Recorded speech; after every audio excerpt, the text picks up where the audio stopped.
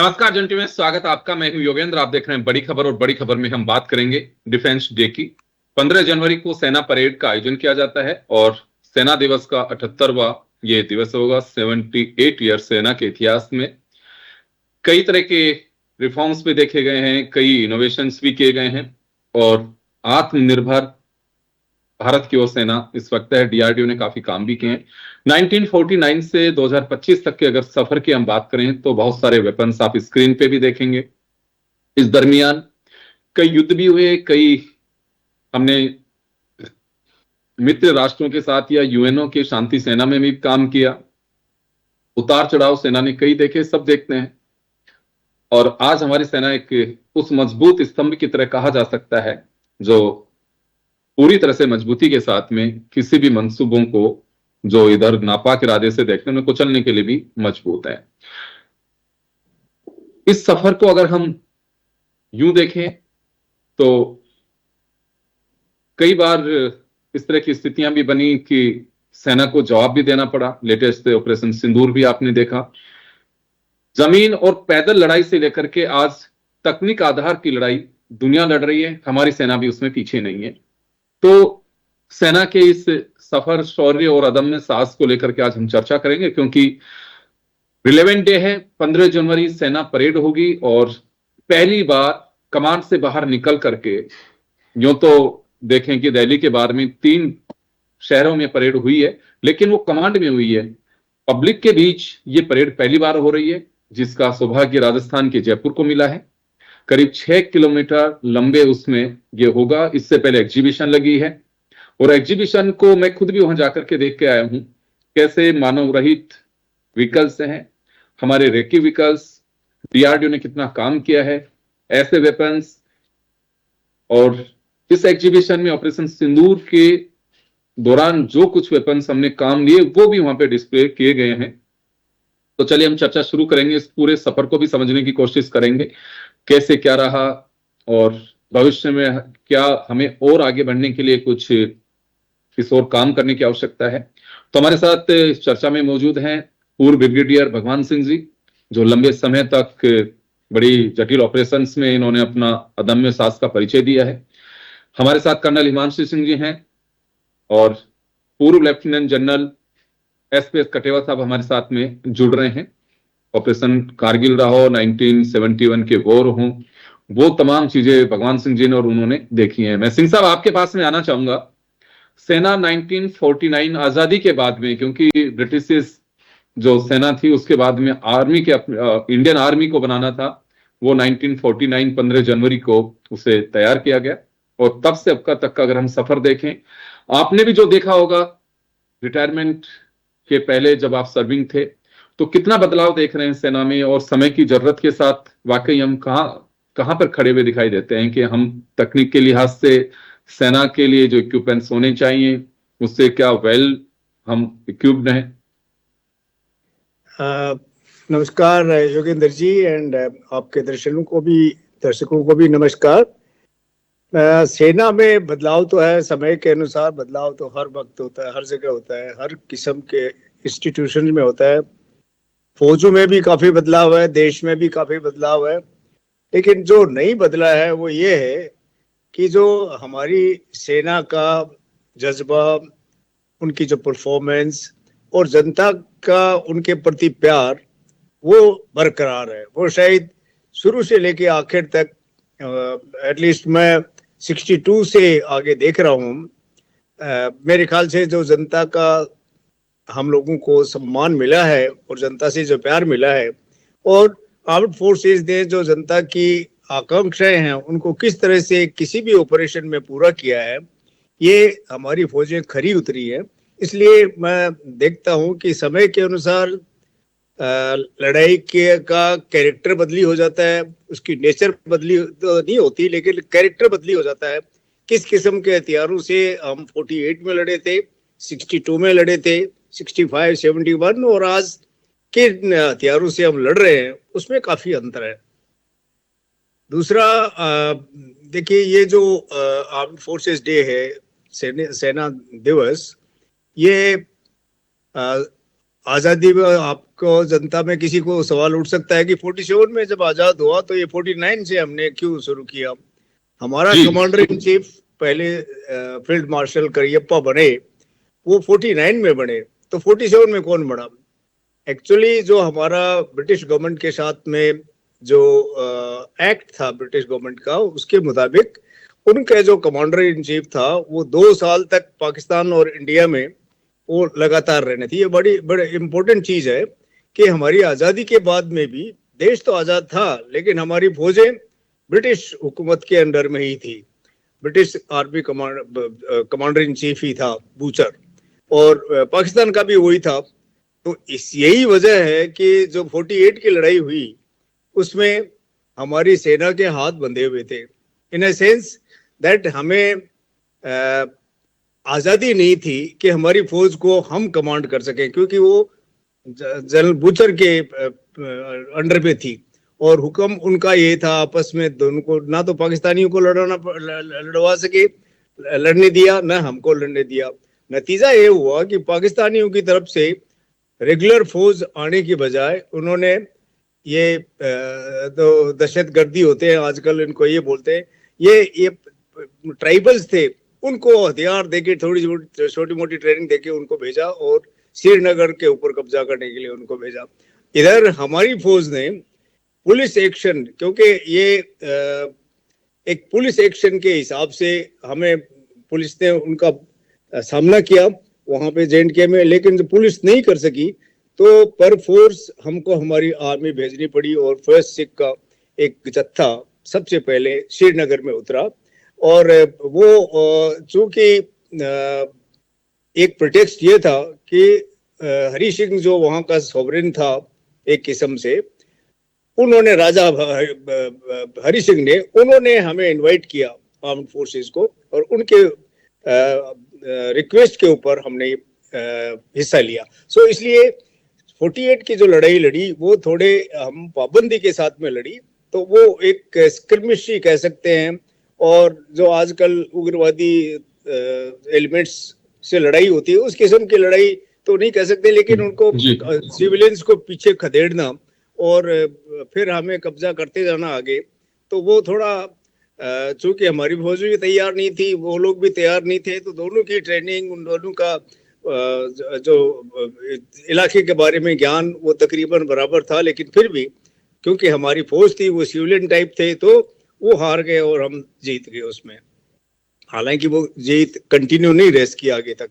दूसरी बात ये है कि आपने पूछा कि अब में फेर बदल क्या है। फेर बदल ये है साहब कि आज जनता का इंटरेक्शन आर्म्ड फोर्सेस से खूब बढ़ गया है। जनता को आर्म्ड फोर्सेस के बारे में जागरूकता बहुत हो गई है, तो इसलिए जनता के साथ इंटरेक्ट करना भी आर्म्ड फोर्सेस का काम है, और ये हर देश में होता है। आप देखिए हमारे देश में तो ये आर्मी डे मनाते हैं, दूसरे बहुत सारे दुनिया के सारे देशों में, ज्यादातर देशों में आर्मी के दिन या नेवी के दिन या एयरफोर्स के दिन नेशनल हॉलीडे होता है। जैसे हमारे यहाँ महात्मा गांधी का जन्मदिन, होली, दिवाली त्योहार के दिन ये होता है, वैसे उनके यहाँ एक वेटरन्स डे या आर्मी डे या एयरफोर्स डे या नेवी डे, जो भी उनकी एयरफोर्सेज है, कई में तो तीनों दिनों की अलग अलग दिनों की छुट्टियां होती है, छुट्टी होती है, नेशनल हॉलीडे होता है हमारे यहाँ। और दूसरा कई देश हमारी तरह मनाते भी हैं, तो इसलिए अलग अलग देशों में ये हर देश की ये परंपरा है कि ऐसा एक किस्म का क्या बोलते हैं उसको, सेलिब्रेशन है, वो किया जाए, और हमारी फोर्सेस भी करती आ रही हैं। अब जो हमारी जो परेड है इसमें आप देखेंगे कि जो 48 की परेड और 49 की परेड और शायद आज की परेड में आपको वही इन्फेंट्री, वही आर्म्स, दूसरे आर्म्ड फोर्सेस के एलिमेंट्स, सर्विसेज के या जो भी उसमें पैरामिलिट्री के शामिल होते हैं वो शामिल होते हैं, और आज तक वही होते आए हैं। और रेजिमेंट हैं अलग अलग हमारे, उस वक्त भी वही रेजिमेंट थी, आज भी वही रेजिमेंट है। कोई रेजिमेंट एक आध नागा रेजिमेंट जैसी कुछ बढ़ी है, लेकिन कोई बढ़ोतरी नहीं हुई। तो इसलिए रेजिमेंटल ट्रूप्स उस वक्त भी कंटिजेंट आते थे, वो भाग लेते थे, और आज भी रेजिमेंटल और सर्विसेज के हिसाब से आर्म्ड जो तत्व हैं, जैसे आर्टिलरी है या इंजीनियर्स हैं, इनके भी कंटीजेंट्स आते हैं, और एएससी का जैसे बैंड आता है, तो इस किस्म से जो पहले होता था वही होता है, लेकिन जी जो डिस्प्ले है, जनता का इंटरेक्शन है, वो थोड़ा बड़ा है। बिल्कुल, क्योंकि समय के साथ में चीजें और डिफेंस और पब्लिक के बीच में एक समन्वयता, मैं बॉर्डर एरियाज में जाकर के आया, बाकायदा वहां तो एक सद्भावना कार्यक्रम भी चलता है, हिमांशु जी को ध्यान होगा, आप लोगों को भी ध्यान होगा। उस कार्यक्रम में भी मैंने देखे कहाँ पे विलेजेज को किस तरह से सेना वहां उनकी मदद करती है, स्कूल्स में बच्चों को पढ़ाना। खासकर जम्मू कश्मीर में जब हमें जाने का अवसर मिला, लेह लद्दाख में जाने का अवसर मिला, तो वहां पे बड़े कार्यक्रम इस तरह के चल रहे हैं। और वहां के लोगों का कहना है कि चाहे वो डिलीवरी हो किसी महिला के या फिर किसी भी तरह की कोई हॉस्पिटल की आवश्यकता होती है, तो लोग कहते हैं कि हमें एम्बुलेंस से पहले सेना के वाहन पहुंच जाते हैं, और वो हमें बिल्कुल पूरी तरह से घर वालों से भी ज्यादा तरीके से संभाल करके, बाकायदा वहां पे मिलिट्री हॉस्पिटल हो, नजदीक का हॉस्पिटल हो, उसमें पूरा इलाज करवाते हैं। तो ये एक बड़ी भूमिका है ताकि जनता और सेना के बीच में भी समन्वय रहे और बेहतरीन तालमेल रहे। क्योंकि देखिए यहाँ एक वजह ये भी कही जा सकती है कि आप लोगों को ध्यान होगा कि जब कारगिल का वॉर था, उससे पहले इंफॉर्मेशन वहां के रहवासियों ने ही दिया कि इस तरह की हमें कुछ घुसपैठ की झलक दिखाई दे रही है। खैर चलिए, मैं हिमांशु जी के पास में जाना चाहूंगा। मैं 1949 में या उससे पहले जो सेना थी, बात अलग थी कि वो लीडरशिप उस वक्त के एक एक्ट के तहत ब्रिटेन की थी, लेकिन दौर के साथ साथ खासकर मैं महिलाओं की भूमिका की बात करना चाहूंगा। तो पहले से अब में हम काफी बदलाव देख रहे हैं, चाहे अभी अग्निवीर हो, उसमें भी महिलाओं के लिए रखा है। तो कब से ये प्रक्रिया चली और अभी भी आपको लगता है कि जो बायसनेस या फिर जेंडर इक्वलिटी के लिए हम काफी आगे बढ़े हैं इसमें? नमस्कार, जय हिंद, वंदे मातरम आपको और ब्रिगेडियर भगवान सिंह सर को और आपके सारे दर्शकों को। देखिए, जो 1947 से आज तक का युग है, उसमें हमने बहुत सारे ऐसे बदलाव देखे हैं जो शायद ये बताते हैं कि भारतीय सेना समय के साथ चल रही है। 1947 में जब पाकिस्तान के साथ हमारा विभाजन हुआ था, तब एक बहुत बड़ी चुनौती थी कि संपत्ति का भी बंटवारा होना है फौज के साथ साथ। तो उस समय क्या किया था कि सेना के आकार को छोटा कर दिया था, जिसकी वजह से 1962 में जो हमारे साथ चाइना का युद्ध हुआ था, उसमें जो फौज को, हमारी भारतीय सेना को जो महंगाई देखनी पड़ी in terms of life, in terms of equipment, in terms of the territory, वो बहुत महंगी पड़ी। तो तब से ये चीज बहुत क्लियर हुई कि हमें अपनी सेना को लेकर कॉम्प्रोमाइज नहीं करना है। क्योंकि देखिए, इवन हम आज के टाइम पे देख रहे हैं कि आज अगर अमेरिका के पास में मिलिट्री माइट है, तो पूरे विश्व में उसका सिक्का चल रहा है। तो ये चीज हमारी सेना ने बहुत पहले 1962 के बाद में रियलाइज कर ली थी। तो 1963 से फिर सेना का आधुनिकीकरण शुरू हुआ, और तब फिर 1980 के दशक में हमने बोफोर्स इंपोर्ट की थी। बोफोर्स इतना बढ़िया इक्विपमेंट है कि उसके बराबर का इक्विपमेंट भारतीय सेना के लिए रखना गर्व की बात है। लेकिन क्योंकि बहुत सारे ऐसे विवाद हुए जिसके चलते कि हम उसको आगे परचेज नहीं कर पाए, और कहीं ना कहीं इसने हमारी मिलिट्री कैपेबिलिटी को कॉम्प्रोमाइज किया। और उसके बाद जब हम 1962 हालांकि कारगिल में बड़ी चर्चाओं में रही वो तोप जो थी बोफोर्स, बहुत सुंदर वेपन है। मैंने खुद फायरिंग इसकी की है, मैंने शारंग की फायरिंग खुद देखी है। तो मैं ये बहुत गर्व के साथ कह सकती हूँ कि ये इक्विपमेंट बिल्कुल बेजोड़ इक्विपमेंट है। और अब बात पे वापस आते हैं तो 1963 से 2 से पहले हमारे पास माउंटेन डिविजन्स नहीं होती थी। तो 1963 से माउंटेन डिवीजन, जिनका की कार्य ऐसा ही है कि जो जाके पर्वतीय क्षेत्रों में युद्ध लड़ सके, उनको डेवलप किया गया। तो इसीलिए देखिए, जब सेना सुधार करती है तो उसका सुधार हमें 1971 में देखने को मौका मिला कि एक निर्णायक विजय भारत के हक में आई, क्योंकि हमारी रणनीति और हमारी जो मिलिट्री पावर थी, उसने आधुनिक हथियारों का और साथ में जो दृढ़ता थी हमारे लीडरशिप की, उसको दिखाया। तो देखिए, उससे लेकर 1998 के युद्ध को भी हमने जीता है, और अब ऑपरेशन सिंदूर में भी हमने जिस तरह के हथियारों का इस्तेमाल किया है वो बेजोड़ है। हमने कभी नहीं सोचा था कि लॉयटरिंग एम्युनिशन होगा, हमारे पास नागास्त्र होगा, हम S-400 का इस्तेमाल करेंगे, हमारे पास सिलिका होगी। तो आप देखिए कहां से कहां हम पहुंचे। ये यात्रा बहुत ही खूबसूरत रही है, और इंडियन आर्मी इसीलिए इस तरह के जो एक्सचेंज प्रोग्राम्स होते हैं, जैसे आज आप जाके आए हैं, ये क्यों करती है? क्योंकि देखिए, ये सिर्फ ऐसा नहीं कि हमने युद्ध लड़े हैं, इसके अलावा हमने बाहर जो इंडिया के बाहर भी बहुत सारे माइलस्टोन हैं। जैसे 1948 में ऑपरेशन पोलो हुआ था, एक जो हैदराबाद में जो विलय किया गया था। उसके बाद हमने ऑपरेशन मेघदूत किया है। हमने 1961 में पुर्तगाल से अपने जब हिस्से को, गोवा को मुक्ति दिलाई थी, वो भी सेना के द्वारा की गई थी। ऑपरेशन कैक्टस हमने किया जब तख्ता पलट हो रहा था मालदीव्स में। तो ऐसे करके भारतीय सेना ने अपना लोहा न सिर्फ देश में और बाहर भी मनवाया है। और जब जैसे ये प्रदर्शनी लगी हुई है, तो जब आप यहाँ जाते तो सबसे पहले बात तो देश की जनता को एक भरोसा मिलता है कि उनका जो टैक्स का पैसा है वो सरकार कहाँ इस्तेमाल कर रही है, कैसे इस्तेमाल कर रही है, कितने सुरक्षित वो लोग हैं और कैसे वो अपनी सेना पे भरोसा कर सकते हैं। एक बेंचमार्किंग हो जाती है कि आपके पास जो हथियार है वो विश्व के जो हथियार इस समय चल रहे हैं तो उनसे कितने अच्छे हैं या और क्या उसमें डेवलपमेंट किया जा सकता है। तो मुझे लगता है कि जो आर्मी डे की परेड जो इस समय हो रही है, जैसे आप जयपुर में उसको विटनेस करेंगे, ये बहुत इंपॉर्टेंट चीजें हैं। अब बात करते हैं हम सेना में महिलाओं की। मैं खुद हिस्सा रही हूँ, लगभग 23 साल से ज्यादा मैंने आर्मी को अपनी सर्विसेज दी हैं। और हमने जब ज्वाइन किया था तब फौज में सिर्फ 5 साल के लिए महिलाओं को लिया जाता था। तो मैंने खुद 5 साल, फिर 5 साल, फिर 4 साल इस तरह से कॉन्ट्रैक्ट को बढ़ाया था। लेकिन हमें रियलाइज हो गया था कि हम अगर फौज में, अगर हमें बाहर जाने के लिए बोला जा रहा है तो हमारी कैपेबिलिटी की वजह से नहीं बोला जा रहा है, क्योंकि हमारी मेरिट वही थी जो साथ में वो ऑफिसर्स काम कर रहे हैं। और हम बाहर जा रहे थे क्योंकि जेंडर वाइज हमको बाहर भेजा जा रहा था, which was against the preamble of the constitution, जो इक्वालिटी की बात करता है। तो अगर आप मेरे को एसीआर में जो हमारा एनुअल कॉन्फिडेंशियल रिपोर्ट होता है, उसमें मेरे ऑफिसर के जो जेंटलमैन ऑफिसर है उनके बराबर अगर आप मुझे ग्रेड कर रहे हैं तो कायदे में मुझे बाहर नहीं जाना चाहिए। लेकिन ये कहीं ना कहीं सरकारी पॉलिसीज की वजह से ये दिक्कत आ रही थी। तो हमने इसको कोर्ट में चैलेंज किया, हमारे हक में हाई कोर्ट से ऑर्डर आया, लेकिन फिर इंडियन आर्मी में इस चीज को चैलेंज किया गया इन दी सुप्रीम कोर्ट। तो हमने सुप्रीम कोर्ट में भी इसको चैलेंज जब हुआ हमारा, तो हमने उनको आंकड़े दिए कि हमारे किस तरह से जो भारतीय महिला अफसर हैं, अधिकारी हैं, वो कितना अच्छा काम कर रही हैं, चाहे एएससी के कॉन्वॉयज को ले जाना हो या अफगानिस्तान में भी कुछ हमारी ऑफिसर्स थी जो पोस्टेड थी, यूएन मिशंस कर रही थी, और हम जैसे भी लोग थे जो यहाँ कमान संभाले हुए थे।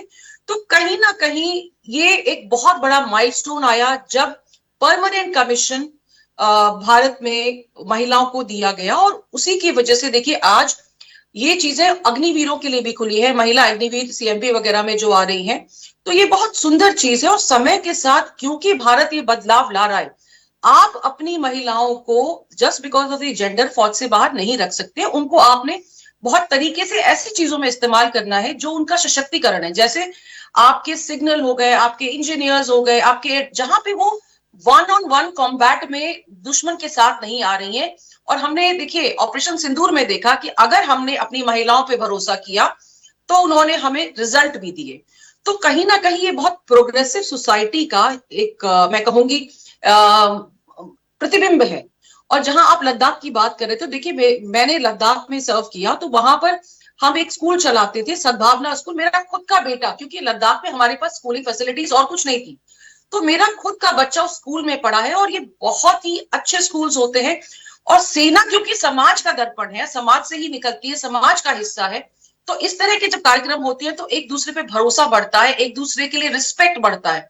तो ये चीजें न सिर्फ लद्दाख में हो रही हैं, बल्कि देखिए नॉर्थ ईस्ट में भी बहुत सारी चीजें हैं जो सेना कोशिश करती है, या सिविल मिलिट्री एड की जब जरूरत होती है डिजास्टर मैनेजमेंट पे, तो सेना अपना जो फर्ज है वो इस देश के लिए पूरी तरह से निभा रही है। और मुझे इस पे बहुत गर्व है। जी बिल्कुल। देखिए सेना के लिए एक तस्वीर नजर आती है लोगों को कि वेपन चलाने का काम है, सीमाओं को सुरक्षित करने का काम है, और लड़ाई हो तो उसकी जंग लड़ने का काम है। लेकिन कुछ दृश्य आपने देखे कि हिंदुस्तान में जब भी कोई आपदा रही है उसमें भी सेना ने अपना बलिदान भी दिया है, और मैं यूं कहूं कि समाज का अपना जो कर्ज है उसे भी चुकाया है। आपने देखा होगा जम्मू कश्मीर में लोगों ने कहा कि देवदूत बनकर के सेना उतरी है। कई बार फ्लड हो, आगजनी की घटनाएं हो, किसी भी तरह के कोई एक्सीडेंट्स हो, उसमें आर्मी ने काफी काम किया है, और काफी काम ही नहीं किया है, कितनी जल्दी आप सोच नहीं सकते, उससे पहले ब्रिज तैयार कर देना, वहां की पब्लिक को निकाल करके लेके आना, कभी भी कहीं पे बादल फटता है तो सेना को उस मोर्चे पे डटे रहना, ये भी एक दूसरी तस्वीर सेना की है, जो अपने सोशल एंगल से अगर हम देखें तो वो एक बड़ी बात इसकी कही जा सकती है। मैं भगवान सिंह जी के पास में जाना चाहूंगा।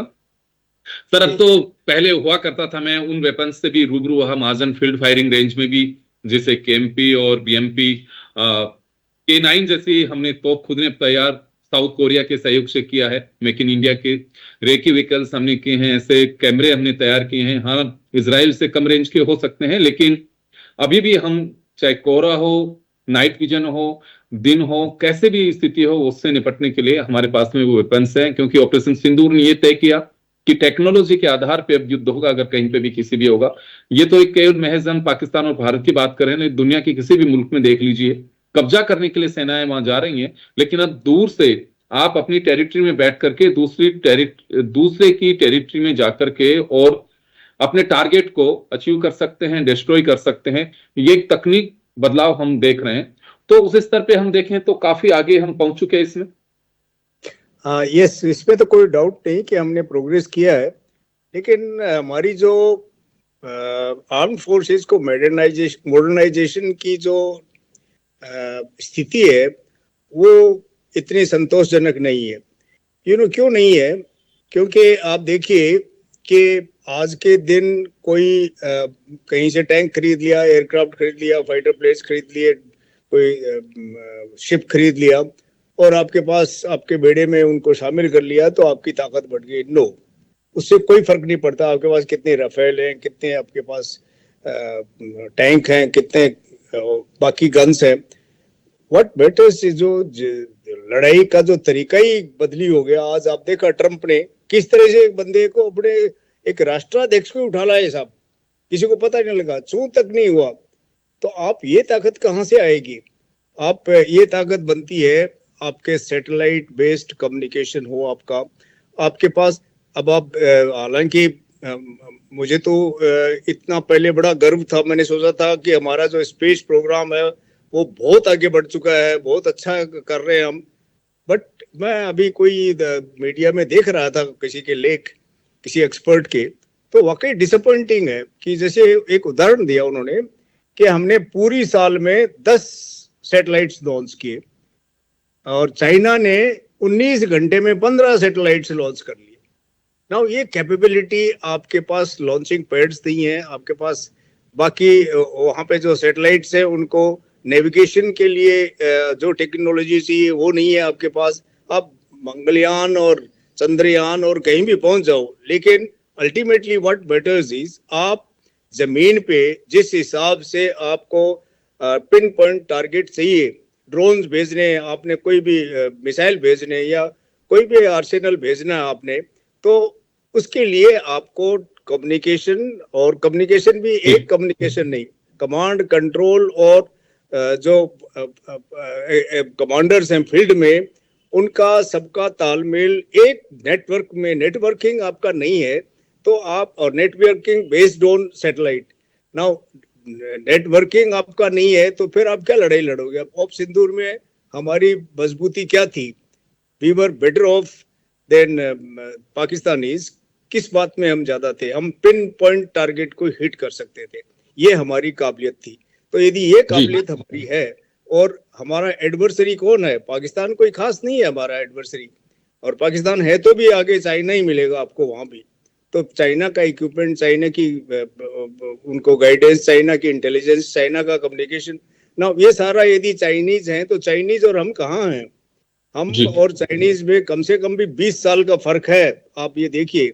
और हमारा जो बजट और उनका बजट हमसे कितना गुना है, ये एक आप अंदाज लगा सकते हैं। और 2015 में चाइना है वो अमेरिका से मुकाबला करने के लिए तैयार हो गया था अपनी फोर्सेस को मॉडर्नाइज करके। और आज कई चीजों में, जैसे शिप्स हैं आपके, बाकी कई इक्विपमेंट, कम्युनिकेशन के इक्विपमेंट हैं, सैटेलाइट बेस्ड वॉरफेयर है और साइबर वॉरफेयर है, हाइब्रिड वॉरफेयर है। इनमें जो एक्सपर्टीज चाइना के पास है वो अमेरिका के पास भी नहीं है। तो कई जी महीने में वो इतना स्ट्रांग है, तो इंडिया क्यों नहीं है? ये बिल्कुल, हमें इस पर थोड़ा फोकस करने की आवश्यकता है। आप सही कह रहे हैं, क्योंकि टेक्नोलॉजी के साथ में हम आगे तो बढ़ रहे हैं, लेकिन इसके लिए मैं हिमांशु जी का रुख करना चाहूंगा। मैम, क्या लगता है कि अभी हमें बजट उतना देना चाहिए जितनी वास्तव में अब समय के साथ रिक्वायरमेंट है? मैं भगवान सिंह सर से बिल्कुल अग्री करती हूँ। देखिए, जिस तरीके से युद्ध का परिप्रेक्ष्य बदल रहा है, और हमने देखा है, अगर हम आज के लिए तैयार हैं तो हम ऑलरेडी बहुत पीछे हैं, क्योंकि हमको फ्यूचर रेडी होने की जरूरत है। आपने कभी नहीं सोचा था कि पाकिस्तान की तरफ से जिस तरह के हमले आए हैं वैसे हमले आएंगे।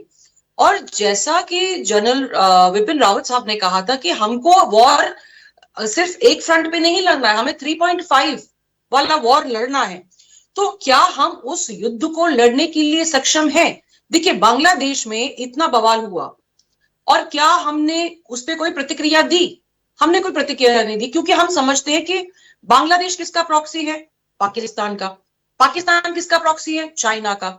तो जब हम इस तरह के गेम में उलझे हुए हैं, हमें दिख रहा है हमारे आसपास चीजें जल रही हैं, लेकिन हम रिएक्शन क्यों नहीं दे पा रहे? क्योंकि हमें अपनी स्ट्रेंथ और अपनी वीकनेसेस पता है। देखिए, हमने 4 दिन में उसको खत्म कर दिया युद्ध को, क्योंकि हमें पता था कि अगर हम उस युद्ध को शायद लंबा खींचेंगे तो हमारे लिए हानिकारक हो सकता है। क्योंकि युद्ध भावनाओं से नहीं लड़े जाते, युद्ध लड़े जाते हैं आपके पास क्या वेपनरी है, क्या आपके पास वो मैन पावर जो है वो उन इक्विपमेंट में ट्रेन है। देखिए, इक्विपमेंट होना, जैसा सर ने कहा, जरूरी नहीं है, लेकिन उस इक्विपमेंट को seamlessly across the different platforms क्या आपने इंटीग्रेट किया है? आपके पास तोप है, लेकिन आपके पास गोला कहां से आ रहा है, और आपको क्या सैटेलाइट से वो इंफॉर्मेशन रियल टाइम मिल रही है? हाँ जी योगेन जी, बोलिए, पूछिए। जी, मैं माफी चाहूंगा मैम, समय हो चुका है, क्योंकि ऑलरेडी हम लेट हो चुके हैं। खैर, लेकिन इसमें कोई संदेह नहीं है कि सेना अपने अदम्य साहस और शौर्य के साथ साथ टेक्नोलॉजी के लिहाज से भी हम काफी मजबूत हुए हैं। लेकिन हाँ, एक्सपर्टीज को लगता है कि बजट बढ़ाया जाना चाहिए, क्योंकि खतरे अभी खत्म नहीं हुए हैं। हमने ऑपरेशन सिंदूर के साथ में ये तो बता दिया, इमोशंस को भी हमने जागृत कर दिया, अटैच भी किया। लेकिन सही कहा हिमांशु जी ने कि युद्ध भावनाओं से नहीं लड़े जाते। भावनाएं आपकी पीठ थपथपा सकते हैं, आपको मजबूती दे सकते हैं, लेकिन सेनाओं का अपना काम है, वो उन भावनाओं के भरोसे नहीं रह सकता है। वो दुआएं हैं, काम आती हैं, भावनाएं हैं, वो प्रकट कर सकते हैं। लेकिन वाकई हमें रक्षा बजट पे और फोकस करना चाहिए, और दुनिया कहाँ जा रही है उसके परिप्रेक्ष्य में हमें विचार करना चाहिए। और एक बहुत बड़ी बात आपने कही है कि स्ट्रेंथ और वीकनेस हम खुद पहचानते हैं, और उस पर फोकस करना चाहिए। हर घटना से हमें लेसन भी लेना चाहिए, और उससे अगर कहीं खूबी है तो उससे और बेखूबी उसमें क्या ला सकते हैं, और कमजोरी है तो उससे बाहर हम कैसे निकल सकते हैं, इस पर भी फोकस किया जाना चाहिए। आप सभी का बहुत बहुत शुक्रिया, और हमारी विशेष पेशकश में इतना ही। दीजिए इजाजत।